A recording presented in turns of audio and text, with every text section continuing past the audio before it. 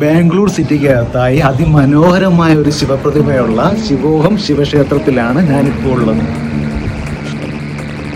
യോഗാസനത്തിൽ ഇരിക്കുന്ന 65 അടി ഉയരമുള്ള ശിവഭഗവാന്റെ പ്രതിമയാണ് ഈ ക്ഷേത്രത്തിലെ പ്രത്യേകത.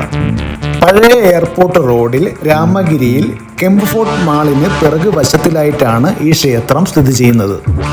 മറ്റൊരു ആകർഷണം എന്ന് പറയുന്നത് 32 അടി ഉയരമുള്ള ഗണപതി ഭഗവാന്റെ പ്രതിമയാണ്. 25 അടി ഉയരമുള്ള ഒരു ശിവലിംഗ കവാടം കടന്നു വേണം ക്ഷേത്രത്തിലോട്ട് കടക്കേണ്ടത്. ഇത് ഒരു സാധാരണ ക്ഷേത്രമല്ല. ഒരു ദിവസം രാവിലെ രവിയിലെ അയ്യാറാത്മന് ശിവഭഗവാന്റെ സ്വപ്നദർശനം ലഭിക്കുകയും അതിൽ പ്രകാരം ഇവിടെ ശിവഭഗവാന്റെ ഒരു വലിയ പ്രതിമ നിലകൊള്ളും എന്നും അത് വരും തലമുറകൾക്കായി വിശ്വാസവും പ്രത്യാശയും വളർത്തിയെടുക്കുമെന്നും ഉള്ള സന്ദേശം അദ്ദേഹത്തിന് ലഭിക്കുകയും അതിൽ പ്രകാരം ക്ഷേത്ര നിർമ്മാണം യാഥാർത്ഥ്യമാക്കാൻ അവർ ശ്രമിക്കുകയും ചെയ്തു.